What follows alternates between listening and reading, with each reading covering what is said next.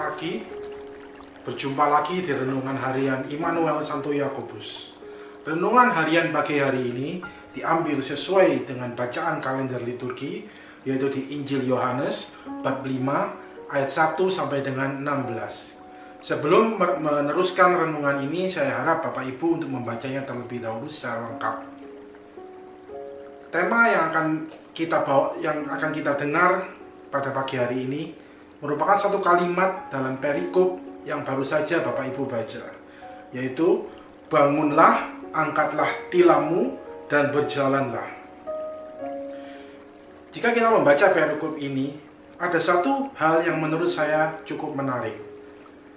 Kalau kita membaca di Injil yang lain, di mana Yesus melakukan mukjizat kesembuhan ataupun membuat mukjizat lainnya, selalu ada perkataan yang seperti berikut: imanmu telah menyelamatkanmu, imanmu telah menyembuhkanmu, atau karena kamu percaya maka engkau sembuh. Paling tidak ada perkataan iman dan juga percaya. Tetapi setelah membaca beberapa kali dalam perikop ini, kata iman dan percaya itu tidak ada, Bapak Ibu. Dan menurut saya hal ini menarik. Mengapa demikian? Kalau kita teruskan membaca, di waktu Tuhan Yesus bertanya kepada orang itu, Tuhan Yesus mengatakan, maukah engkau sembuh? Orang itu menjawab, Tuhan, tidak ada orang yang menurunkan aku ke dalam kolam itu apabila airnya mulai goncang, dan sementara aku menuju ke kolam itu, orang lain sudah turun mendahului aku. Maksudnya apa, Bapak Ibu? Orang ini tidak meragukan mukjizat yang di kolam tersebut. Dia sangat yakin akan kuasa Allah. Oleh sebab itu Yesus mengetahuinya. Yesus tidak mengatakan iman dan percaya lagi, karena Yesus tahu bahwa orang ini benar-benar punya iman yang percaya akan kuasa Allah. Bahkan dia sangat yakin jika dia mampu menyemburkan dirinya ke kolam, dia akan sembuh. Jadi orang ini adalah orang yang punya iman dan percaya. Lalu menjadi pertanyaannya adalah, mengapa dia tidak pernah sembuh? Seringkali orang melihat kejadian dan dia membakukan iman tersebut. Kalau dalam kisah ini dia merasa bahwa hanya ada satu cara untuk sembuh, yaitu masuk kolam. Di saat malaikat menguncangkan isi air dari kolam tersebut, maka dia sembuh. Seolah-olah dia percaya, tapi tanpa sadar dia telah membakukan imannya. Sepertinya tidak ada cara lain untuk sembuh selain masuk ke dalam kolam tersebut. Hanya ada satu cara. Inilah yang membuat dia tidak pernah sembuh sampai 38 tahun, kalau tidak salah tadi. Membakukan iman. Pengalaman yang tertulis di dalam perikop ini itu mirip dengan kejadian yang saya alami beberapa tahun yang silam. Di waktu dulu saya mengalami kebangkrutan, saya mulai membuka diri saya untuk menuju persekutuan doa, ke sel, dan acara-acara kerohanian lainnya. Dan seperti yang Bapak Ibu tahu, di mana persekutuan doa seperti juga di Immanuel, selalu ada yang disebut kesaksian. Dan dari kesaksian-kesaksian ini diharapkan agar setiap orang yang mendengarkannya itu diberi kekuatan dan pada akhirnya merasa bahwa Tuhan pun akan menolong dia. Tetapi yang menjadi satu kesalahan besar dalam hidup saya, yaitu saya membakukan iman dari kesaksian-kesaksian yang saya dengar. Pada waktu itu saya sering mendengar seorang pengusaha yang dipulihkan keadaan hidupnya. Ada yang 1 tahun, ada yang 2 tahun, bahkan ada yang cuma beberapa bulan saja. Setelah mendengar kesaksian tersebut, saya pun merasa, oh, Tuhan pasti akan memulihkan perekonomian saya dalam waktu yang singkat. Dan saya sangat percaya itu. Tetapi dengan berjalannya waktu, Bapak Ibu, saya pun menjadi seperti orang yang sakit dalam perikop yang baru saja Bapak Ibu baca, di mana saya cuma menyaksikan kesaksian-kesaksian orang lain yang dipulihkan. Tetapi saya menjadi orang yang tidak berdaya, yang hanya bisa menyaksikan, menunggu, dan menunggu. Sampai pada akhirnya saya pun menjadi kecewa, Bapak Ibu. Karena orang lain dipulihkan dalam waktu yang singkat, sampai 5 tahun pun saya tidak melihat adanya perubahan dalam kehidupan saya. Di saat kita membakukan iman ini, Bapak Ibu, tanpa sadar kita sedang mengatur Tuhan untuk menjadikan segala sesuatu pemulihan ini dengan tata cara yang kita ingini. Sepertinya kita melakukan satu firman yang cukup benar, yaitu di Markus 11 ayat 24. Karena itu aku berkata kepadamu, apa saja yang kamu minta dan doakan, percayalah bahwa kamu telah menerimanya, maka hal itu akan diberikan kepadamu.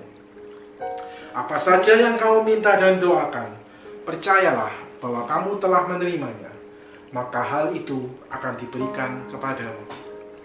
Sepertinya jika kita mengimani secara literal, Bapak Ibu, jika kita benar-benar percaya kalau yang kita harapkan adalah A, maka A itulah yang akan kita dapatkan. Tetapi tanpa sadar, di saat kita mempunyai iman yang demikian, kita sedang memaksa Tuhan untuk menjadikan apa yang menjadi keinginan kita. Sepertinya beriman, Bapak Ibu. Beriman yang dimaksud dalam Markus 11 ayat 24 bukan seperti itu. Tapi beriman itu adalah percaya. Percaya akan apa? Percaya akan rencana Tuhan dalam hidup Bapak, Ibu, dan saya. Bahwa rencana Tuhan itu indah. Tidak ada rencana Tuhan yang menghancurkan kita. Semua rencananya indah. Tapi permasalahannya, jika kita yang mengatur-atur setiap peristiwa dalam hidup kita ini ingin mendapatkan persis yang kita idam-idamkan, maka kita telah membuang rencana Tuhan itu dalam hidup kita. Kalau saya mau melihat kembali, saya mau mengalami kembali rasa takut saya, Bapak Ibu. Rasa takut waktu mengalami kebangkrutan. Melihat rekening saya, di mana uangnya bukan semakin bertambah, tapi semakin berkurang. Dan sepertinya semakin mustahil untuk menafkahi keluarga saya. Kalau saya ingat betapa rasa takut itu dan rasa khawatir itu, Bapak Ibu, sebenarnya hampir tidak mungkin saya bisa menafkahi istri dan anak-anak saya. Tetapi seperti yang Bapak Ibu saksikan pada hari ini, saya masih berdiri di depan Bapak Ibu meskipun melalui gadget ini. Bisa terbukti bahwa pemeliharaan Tuhan itu luar biasa. Kejadian 13 tahun lalu di mana saya tidak bisa mengerti bagaimana dengan masa depan saya, semuanya seperti gelap, Bapak Ibu. Tetapi meskipun saya harus mengalami sakit yang luar biasa, di mana sepertinya hanya orang lain yang diberkati, saya tidak. Tetapi Tuhan buktikan bahwa apa yang saya pikirkan, ketakutan yang saya pikirkan beberapa tahun yang lalu, itu tidak terjadi.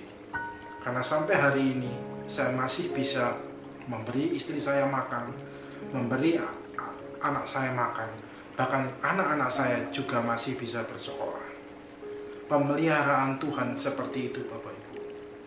Mungkin kita mengalami satu kondisi yang begitu menyakitkan, tetapi pertolongan Tuhan tidak akan membuat kita tergeletak.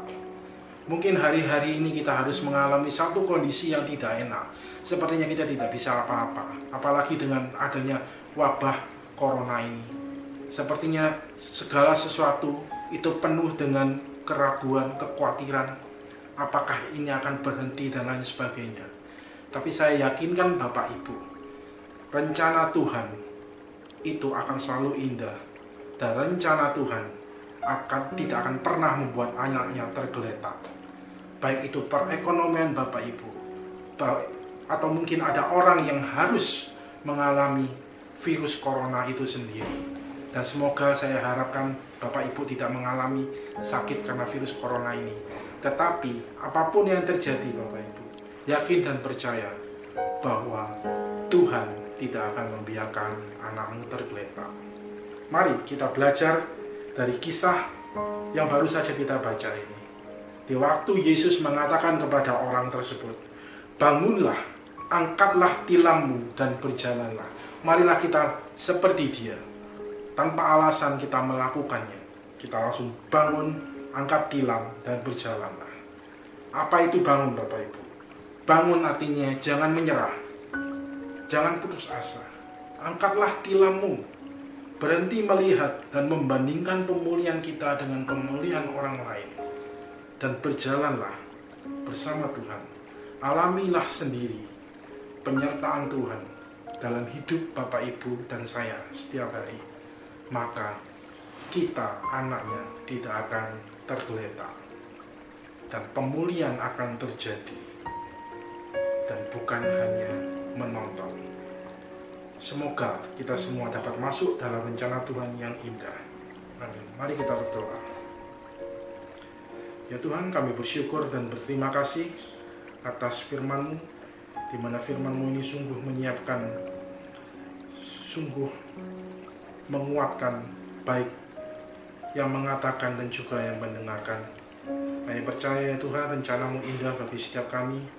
Kami anak-anak-Mu hanya perlu mendengarkan perkataan-Mu untuk kami bangun, mengangkat tilam kami dan berjalan bersama-Mu. Dan pemulihan itu akan terjadi. Kami percaya Tuhan, Engkau akan memberikan segala sesuatu yang indah bagi setiap kami. Terima kasih. Segala doa ini ya Tuhan, kami hanya naikkan dalam satu nama, Tuhan kami, Tuhan Yesus Kristus, yang bertahta sekarang dan selama-lamanya. Saya, Vincent Chua, dari PDKK Immanuel. Jangan lupa saksikan terus setiap pagi renungan harian Immanuel Santo Yakobus, dan jadilah orang-orang yang dimenangkan. God bless you all.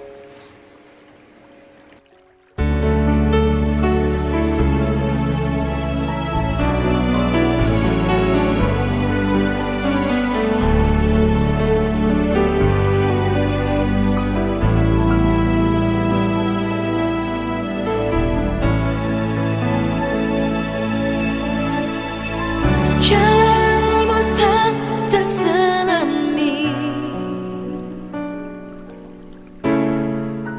oleh setiap hati kami,